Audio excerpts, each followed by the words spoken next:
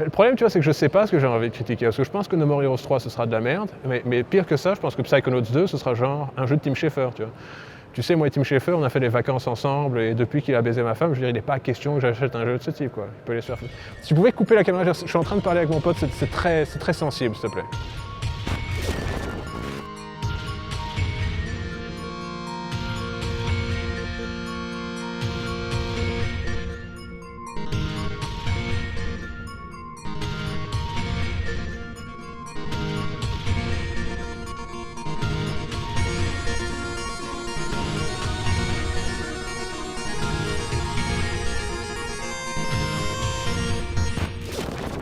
Moi, je te dis, t'as raison, parce qu'il faut parfois percer l'abcès, il faut se faire mal pour se faire du bien, en quelque sorte. Et je pense que si j'arrivais à exorciser le fait que Tim Schafer, il a couché avec ma meuf, je veux dire, déjà, ça me ferait du bien, peut-être d'un autre côté, c'est rare que Tim Schafer, il fasse un jeu de nos jours. D'habitude, il essaie d'entuber les gens avec un système de collecte de fonds en ligne, et d'une manière ou d'une autre, je veux dire, c'est comme ça que ça se passe. Mais dans cet épisode-ci de Critique Cruel, tu vois, on va critiquer Psychonauts 2, parce qu'en plus, on court super vite, tu vois, et quand les gens, ils voient de l'action avec des gens qui courent, ils ont l'impression qu'il se passe un truc dans l'émission, tandis qu'en fait on n'a rien fait d'autre que le walking talk traditionnel, mais vu qu'on court, les gens ils pensent que décidément on est en train de faire des trucs et c'est comme ça que ça se passe.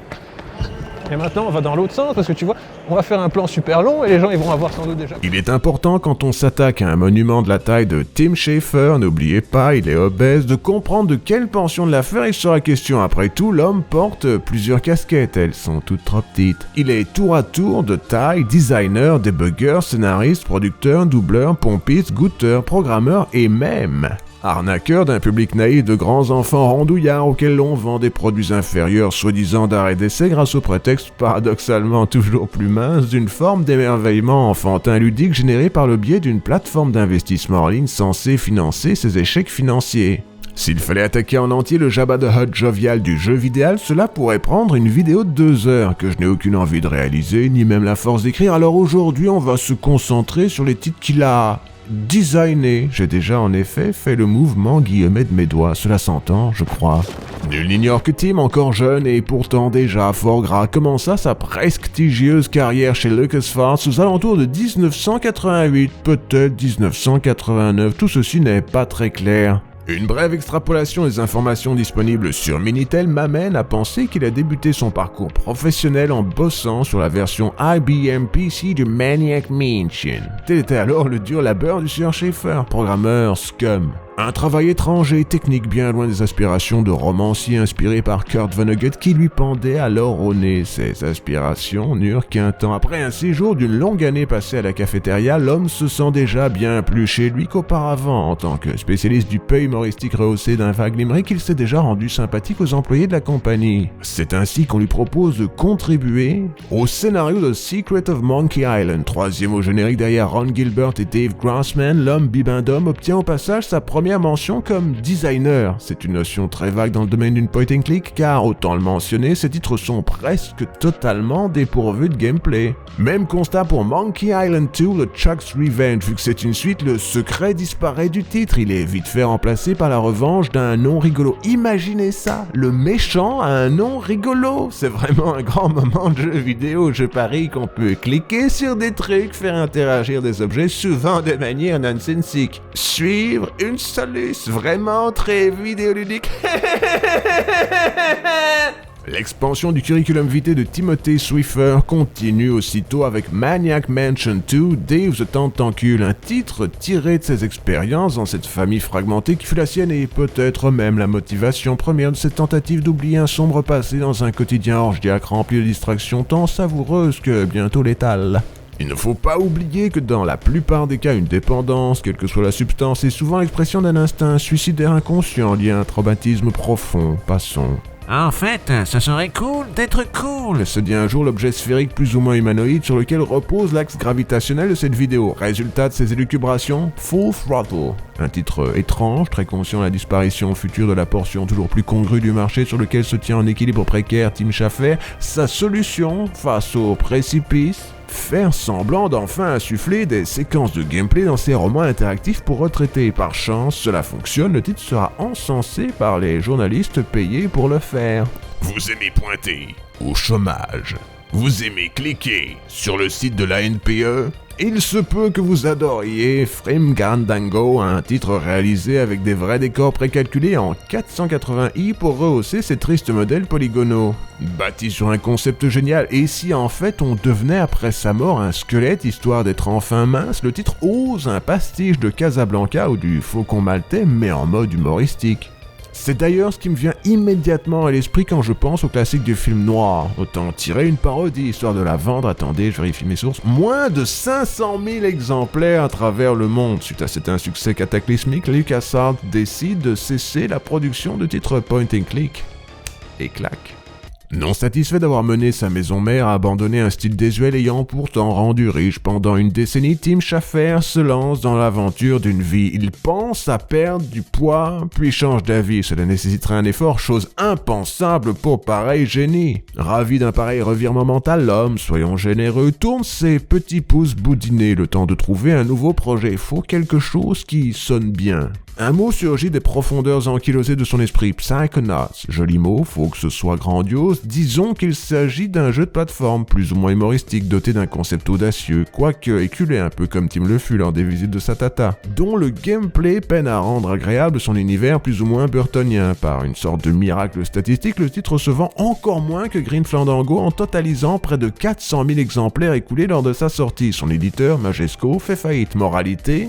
Il ne faut jamais parier sur Schafer pour sauver votre compagnie, il est à peine capable de garder la sienne en vie. Après 2 échecs consécutifs dont il ne semble jamais devoir payer le prix, Timmy décide de redécouvrir l'une de ses grandes passions, tenter d'avoir l'air cool, telle est sa mission. Utilisant au passage Jack Black comme une sorte d'avatar, un brin moins lipidique pour naviguer ce monde étrange placé sous le signe du rock'n'roll classique, l'homme invente Brutal Legend. Autant signaler au passage que si Grand Flamingo rebondissait avec aisance sur le sujet très à la mode des classiques d'Humphrey Bogart, ce titre espère faire de même pour le métal. Style musical fort apprécié des Jones depuis sa mort aux mains du hip-hop ou de la tectonique. Cherchez pas à comprendre, Tim arrive cependant à en tirer un étrange titre fort, 6 sur 10 mélangeant conduite approximative, combat brouillon façon Psychonauts et même stratégie temps réel. Un mélange copieux d'ingrédients disparates, impossible à fusionner dans un tout cohésif pour les équipes réunies sous lui, car autant l'admettre, Double Fine est toujours hanté par le même problème, celui qui hante son créateur depuis des décennies. Les idées, c'est très bien, faut aussi avoir du gameplay, mais surtout, que celui-ci soit plaisant. Ayant enfin dissuadé l'intégralité des interlocuteurs susceptibles de s'offrir ses services, et cela malgré avoir soutenu que même si Brutal Legend ne se vendait pas, on lui offrirait assez vite un autre contrat car ses jeux sont cool, Timothée Schweifer se voit obligé d'entuber ses fans pour financer son prochain titre. Une approche novatrice, c'est certain, mais aussi risquée. Kickstarté par une bande d'adolescents aux sentiments fleurs bleues, ce titre sera celui de la consécration pour Double Fine. Enfin, ils sont libres de l'impératif de vendre le produit au public. Il suffit de mendier l'argent. Puis produire une aventure narrative correcte, la diviser en 2 pour traire autant de fois le reste de sa clientèle et enfin se lancer vers un nouveau marché. Depuis la sortie du fameux projet Bifid, la compagnie Calubit se spécialise soi-disant dans les jeux d'un genre sous-représenté, ce qui explique sans doute pourquoi leur dernier produit, celui dont je vous parle aujourd'hui, est un jeu de plateforme, car vous le savez, c'est très rare les jeux de plateforme. J'espère qu'on entend les guillemets, si nécessaire, enclencher les sous-fifres. De manière, c'est que le problème que j'ai, c'est que j'ai pas des masses de souffle. Alors quand on fait une séquence où je cours, etc., c'est probablement un signe d'une maladie pulmonaire grave, comme le coronavirus, ou je sais pas moi, la maladie du charbon, ou un truc comme ça. Donc l'idée qu'on se pose ici quand on est dans la publicité, c'est de savoir est-ce que la publicité, ça suffit d'avoir de la publicité, ou est-ce que trop de publicité tue la publicité. Alors ce que j'ai pensé avec cette nouvelle version de Critique Cruel, c'est qu'on met une publicité au centre, mais ce qu'on fait, c'est qu'on la déguise avec la possibilité de faire une sorte de référendum continu sur ce que c'est le jeu vidéo, tu vois.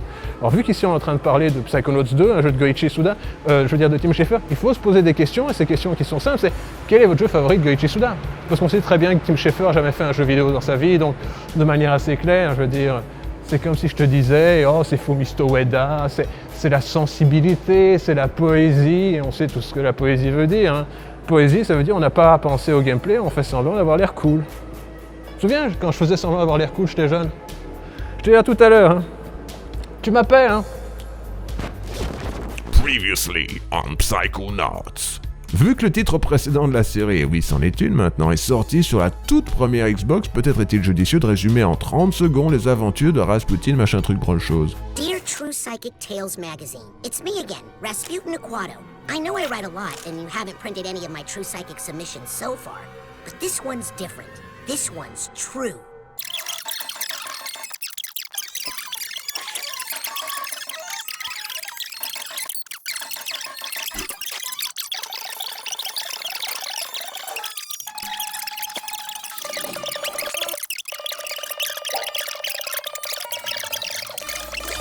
C'est bon, vous avez tout noté, tant mieux, un quiz vous sera envoyé par la poste dans quelques jours et si vous êtes capable de garder ne serait-ce qu'un vague souvenir de ce setting footrack censément comique, vous gagnez un voyage, ce sera très spécial, tout frais compris. Il vous emmènera droit dans le foie transformé en un produit du terroir par quelques décennies de gavage intensif du fameux créateur nommé Tim Chafoire. N'oubliez pas vos petites lunettes grotesques de scientifique désaxées façon Dr. Insano, c'est ça le niveau intellectuel escompté.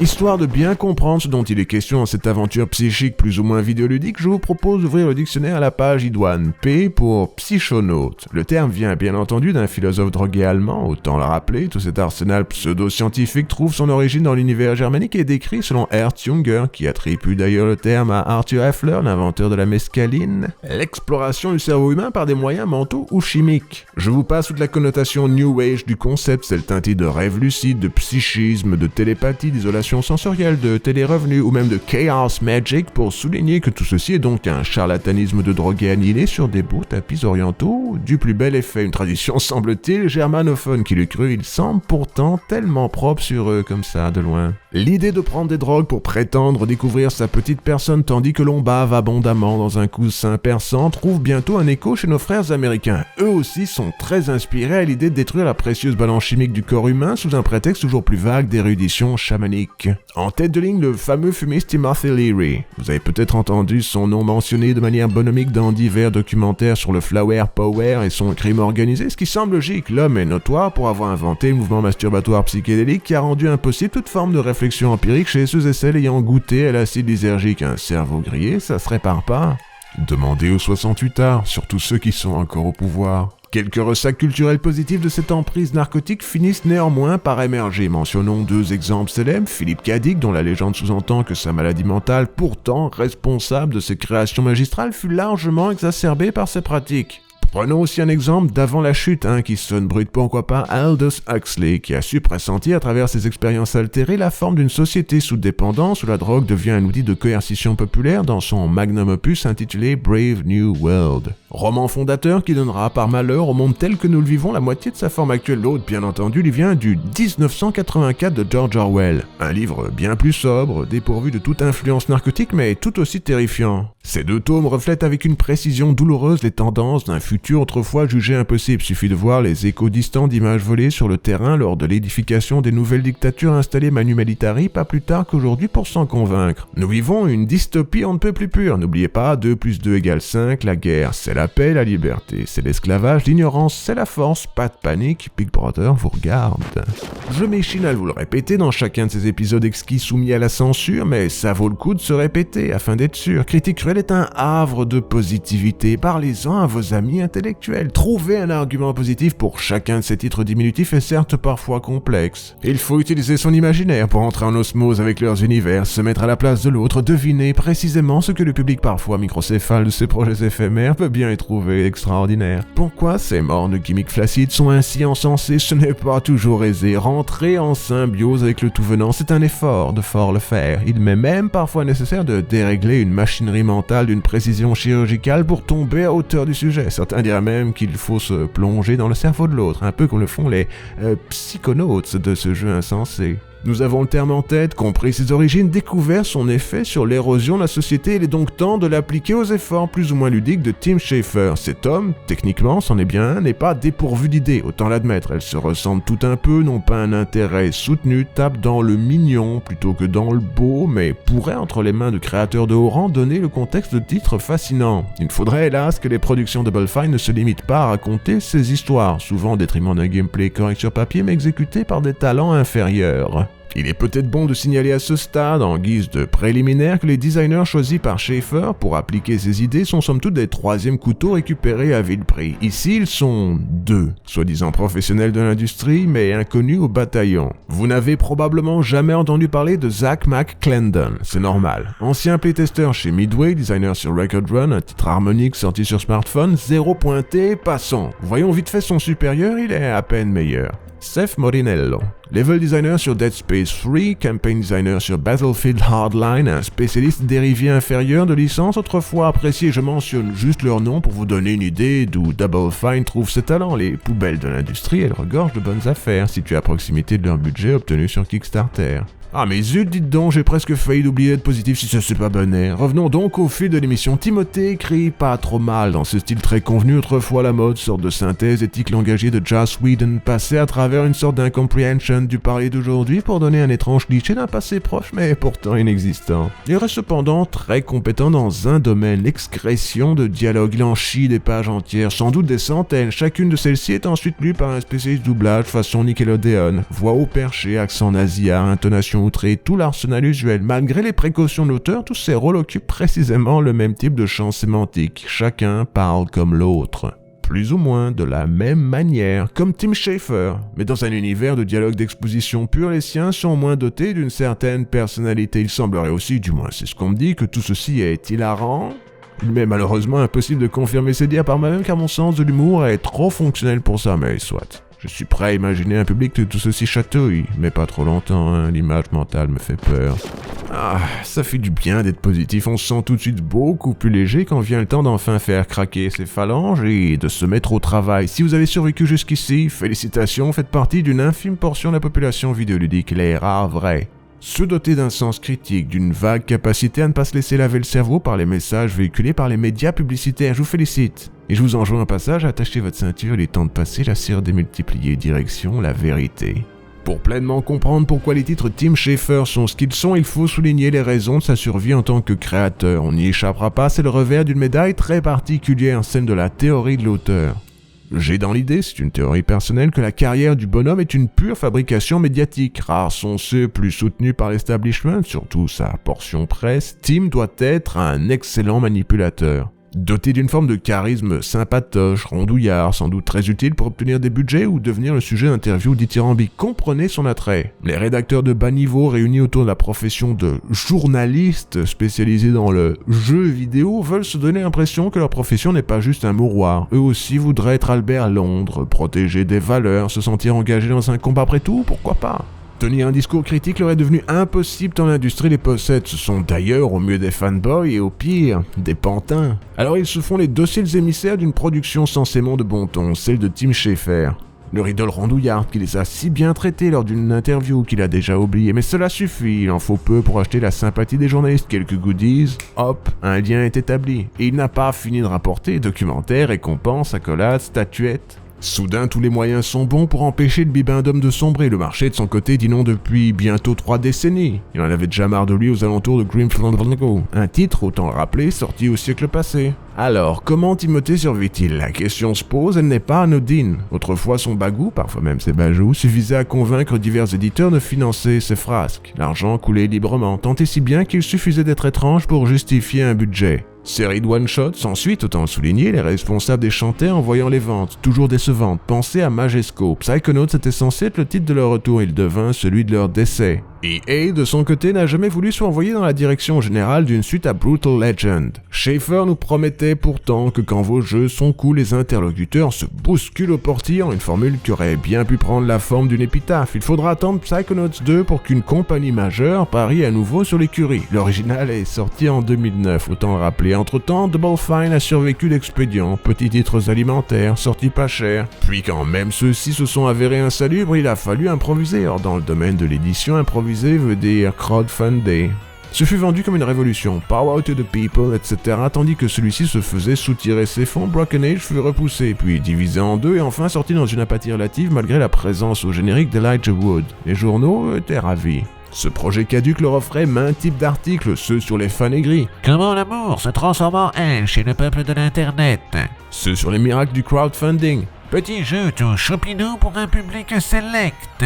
Et bien entendu, les critiques ultra positives, elles le sont toujours. Psychonauts 2 d'ailleurs était aussi censé participer de ce mouvement mendiant monétaire. 6 ans de développement, commencé par les fonds soulevés sur Fig, un système interlope d'investissement nébuleux dans des jeux censément fantabuleux. Puis, l'argent s'est tari. Pourquoi ? Simple, Double Fine manque d'interlocuteurs. Les plus sérieux ne sont tout simplement pas intéressés. Ces produits ne rapportent pas assez. Par chance, leur valeur est ailleurs. Microsoft cherche depuis ses débuts sur le marché des consoles à s'offrir une aura de respectabilité. Leur but, éviter de rappeler leur monopole, et pour cela, tout obol sera justifié. Rappelons au passage que cette génération fut celle de toutes les acquisitions pour les studios Xbox, Bethesda, Arcane, Obsidian, du lourd. Chaque structure assurée d'amener du blé, puis histoire de faire passer la pilule d'une campagne d'acquisition revenant à s'offrir l'assurance d'un profit après des années de pure perte, ils ont ajouté sur la shopping list un studio d'IP. Histoire de jouer les mécènes, faire semblant de soutenir l'artiste sismique. Imaginez ça, Double Fine enfin financé, plus besoin de mendier, on ne peut qu'imaginer le bonheur de Tim Schafer, le voici enfin riche. S'il le désire, il pourra même continuer tant que sa santé le permet à bosser sur les titres qui l'intéressent. Quelle largesse! Tout ça sans le moindre impératif de profitabilité, on croit rêver. Schafer pourrait probablement, cependant, mériter son salaire. Il lui faudrait accepter d'abandonner les sirènes d'un style plateforme dans lequel sa compagnie n'a aucune réelle forme d'avantage et se contenter d'écrire ses aventures épisodiques devenues lointains descendants du point and click. Faudra s'y faire, pointer et cliquer, c'est terminé. Voilà qui éliminerait de manière claire les problèmes de ses stagiaires, sans trop se fouler, mais hélas, ceci irait à l'encontre de l'un des principes fondamentaux de ce héros du game design. Sans avoir l'air, il a un rêve. Citons l'homme d'inaction dans ses canons majeurs. Mon but créatif consiste à réaliser un titre dont tous les éléments narratifs seraient dépourvus de cutscene. Passons l'étrangeté grammaticale de cette formule, je l'ai traduite de mon mieux en tant que parfait bilingue, c'était tout aussi étrange en anglais, mais ce que cette belle série pétrie de bon sens n'explique pas, c'est la dépendance presque maladive de l'homme pour cette béquille vidéoludique. Psychonauts 2, pour résumer, est une longue cinématique de 15 heures interrompue de temps à autre par des tranches de gameplay. C'est aussi simple que ça, pas besoin de tergiverser. Certains adorent regarder leurs titres favoris, les emmener d'un décor à l'autre pour répéter les quelques actions proposées par ce que nous appellerons généreusement du gameplay. Je n'en fais pas partie. Mais, pour utiliser une autre citation célèbre, ce n'est pas ça. Certains veulent voir, d'autres veulent jouer. Sans doute faudra-t-il donc critiquer le scénario. Je vous laisse une phrase entière en guise de spoiler warning, on ne sait jamais. Peut-être aimez-vous les scénarios confus aux gimmicks psychotiques dotés de dialogues incessants censément amusants.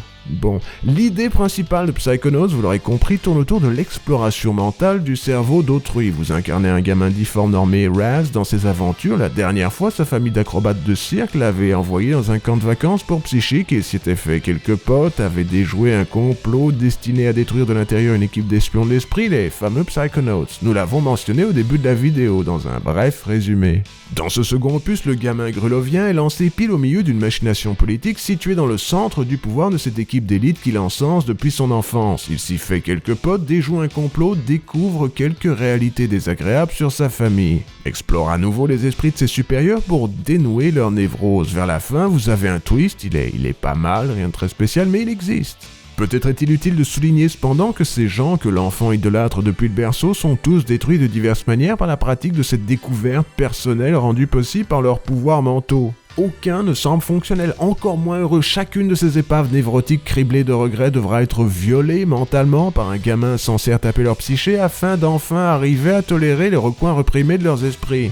Ce qui est soit un message très courageux sur les dangers de la pharmacopée psychiatrique et les abus de ceux-ci sur une génération d'enfants hyperactifs devenus par la suite des zombies adultes défectifs, soit un mécanisme narratif bien lourd, censément cute mais pourtant terrifiant, utilisé sans doigté par un auteur léger dépassé par la richesse thématique de son concept erratique, dur à dire. Disons que c'est ouvert à toutes les interprétations, soyons généreux.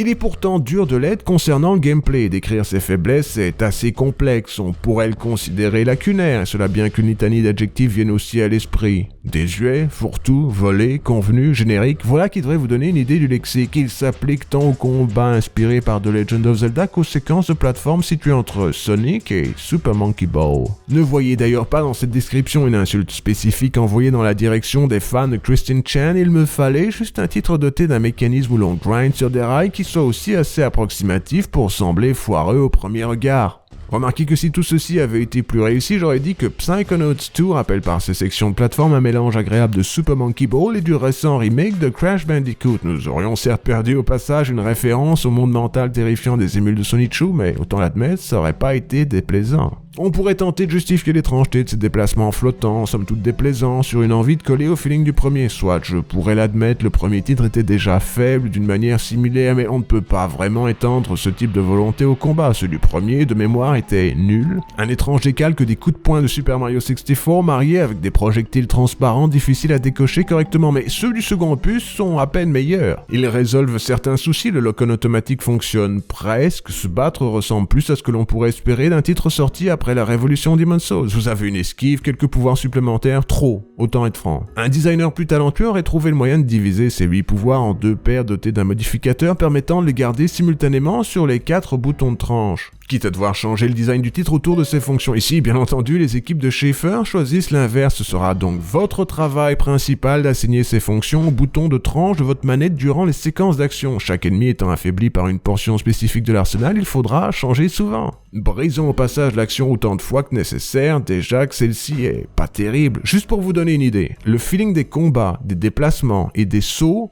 est pire que dans Astro's Playroom, le titre gratuit censé vous donner une idée des capacités de la PS5. Être pire qu'une démo technique déguisée en freebie, il faut le faire.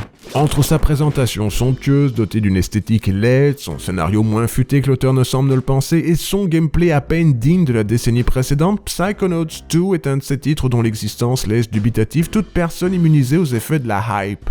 Tout ceci, en résumé, n'est pas amusant. C'est pour toutes ces raisons, et bien d'autres, que ma note finale en ce qui concerne Psychonauts 2 ne peut être que petit roulement de tambour. Attendez, comment je fais le petit roulement de tambour d'habitude ? 12 sur 10.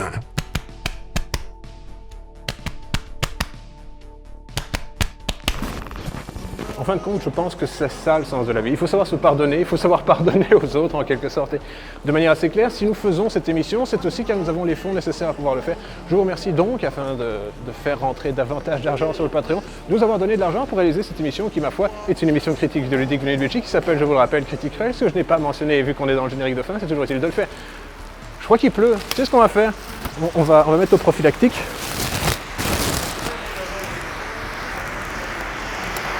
Enfoiré! Bon, on va aller à pied alors.